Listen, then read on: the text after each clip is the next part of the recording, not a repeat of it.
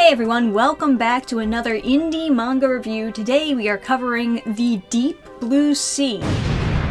This manga takes place in the shady Diamond City, which is under the control of a shady organization run by Jacob Wilkins. But the story is not about that guy, but rather instead his son, Jacob Wilkins Jr. Now, despite him taking a lot of heat from his father's actions, he is actually nothing like his father and has personal grudges against him, not only due to him being a murderer, but the fact that he was also abusive towards him and his mother growing up, eventually leading to what I assume is a split, because now Jacob lives with his mother in this apartment building, and one day when coming home getting groceries, he finds that his mother has been brutally murdered. Now, due to his father's shady history and the fact that he has personal grudges against said father, he immediately assumes that his father is the one responsible for it. But his father claims that he didn't do it and that it must have been one of his enemies.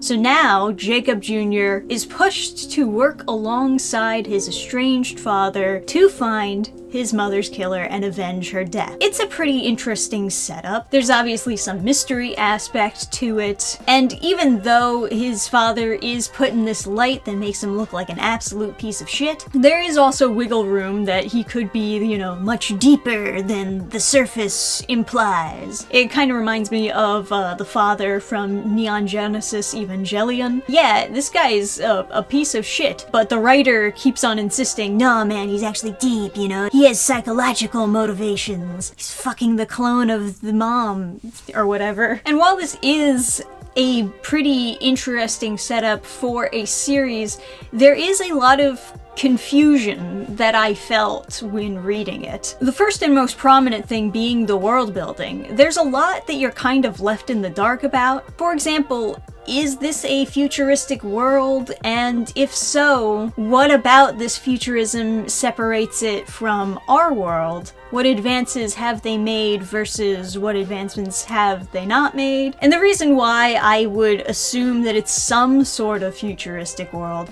is because at the beginning, he pays for his groceries using a thumbprint, and the cashier is just a straight up robot. Like, it is actually just Plankton's wife at the counter. But after this, there is no further explanation for that. I don't see any other robots, I don't see any other cybernetics. The writing kind of keeps you in the dark about these elements like they're not important. Now, I wouldn't go as far to say that this is a poorly paced comic. I think that it's fairly easy to read through, and there wasn't necessarily a point in time where I was bored, but it is occasionally kind of jumpy and tone deaf. One good example of it being just a little tone deaf is after he discovers his mother's body, we have to watch him walk all the way to where his father works, have a conversation with the secretary who is all goofy and, ooh, I'm so silly, I'm such a klutz, ooh. She has this whole scene where she's like, no, wait, don't go up, I'll get in trouble if you go up to the top floor, and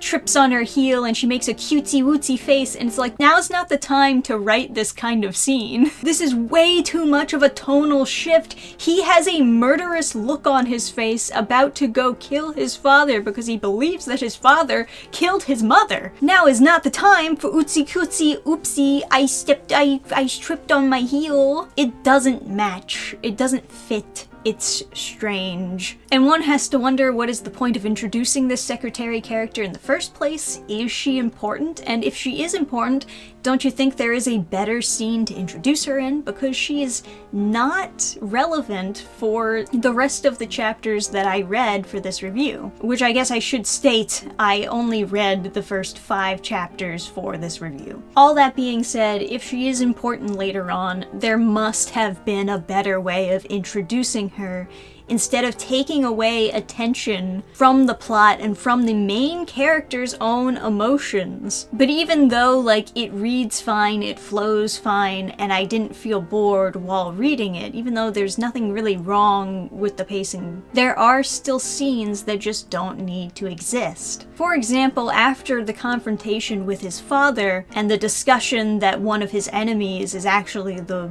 true killer, for some reason his father gives him a fake lead. He goes to avenge his mother's death with this fake lead and just gets his ass kicked. He has no plan whatsoever. Just goes to a group of guys, gets his ass kicked, and gets his wallet stolen.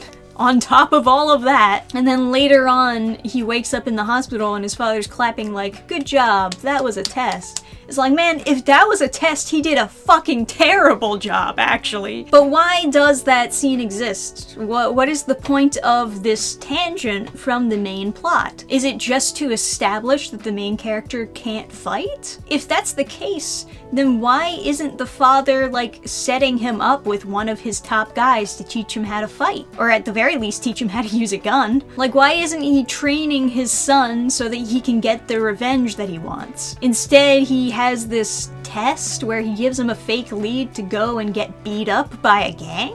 And then afterwards, he assigns him with this group that carries out their own patrols, who I assume will eventually, like, kind of train him how to fight. They don't know that he's Wilkins' son, but they know that he's a newcomer. So assumedly, they are going to teach him things that they would teach other newcomers. Now, one of the people that he befriends when he actually does join the group is this guy with his own tragic backstory. He is looking for his brother who was kidnapped by one of the gangs. And to be honest, his backstory kind of does not make any sense to me at all. So they grew up without parents, and they were super poor, but they had a house, it seems. Maybe they were at a homeless shelter, I'm not sure. Not very clear. Little brother was sick, the medication was very hard to afford. But then, like, word opens up that there's this new hospital, so he's like, I'm gonna take my little bro to that hospital, get him in the ER because he's really sick. And then literally on the way to go to this new hospital, bunch of guys just show up in a van and kidnap his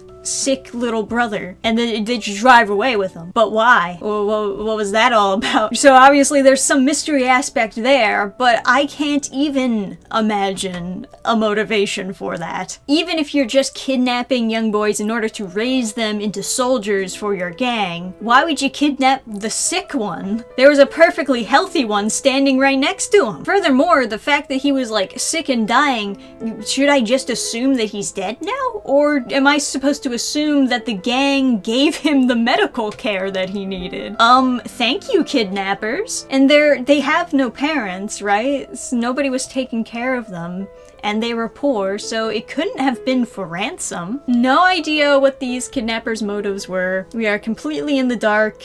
The story doesn't add up. We can't really reach our own conclusions as to why this happened. It just happened. The last chapter, chapter 5, involved a fight scene, which is why I assume the writers behind this wanted me to read up to chapter 5 to actually get to the fighting portions. All that being said, the fight scene is not important to the plot whatsoever. You know that trope where a bunch of, like, tough guys are eating at a restaurant or a bar, and one of them accidentally bumps into another guy, and that other guy gets super offended, and then it starts like a huge fight in the bar? They do something akin to that trope. There's no clumsiness that leads to this interaction. Rather, instead, it's just a case of mistaken identity. Like, the main character just so happens to look like some other guy who fucked this thug's daughter. And that's the whole basis for the fight. And they also have this weird joke that I failed to understand, I guess, but I know that it's supposed to be a joke, where the main character can't really pronounce Spanish. So when he's trying to place his order with the waitress, he's, like, awkwardly mispronouncing things, and then eventually he just points to what he wants on the menu.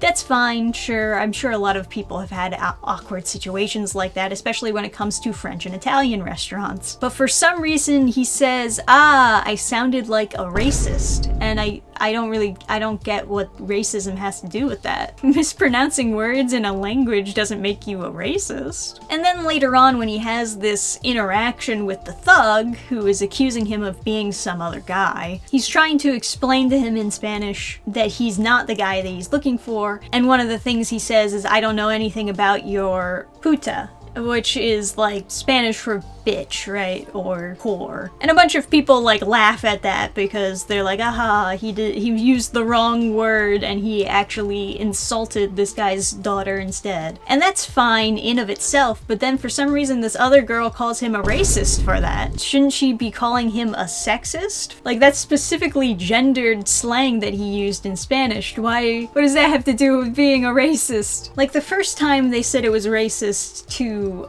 mispronounce Spanish words, that didn't hit, and for some reason they thought the callback would hit. Like, this time around people will get it, but it makes even less sense than the first time. And I get it, like, writing comedy is like kind of difficult, especially when you're doing this kind of series where it's supposed to mostly be serious, but it's very difficult to balance the chopped up mother with comedy, even more difficult when the comedy itself doesn't really make much sense and only confuses the reader. There does need to be a balance with the tone. There does need to be like transitional periods where you can allow comedy without it being too goofy. And I think something that the writers should strive for as they continue the series is striking that balance, as well as maybe explaining more things better so that people have a more clear understanding of what the story you're telling actually is, what the world actually looks like. I did also notice that there is a different artist for each of these chapters that I've been reviewing, and there seems to be no artistic reasoning for changing the artist.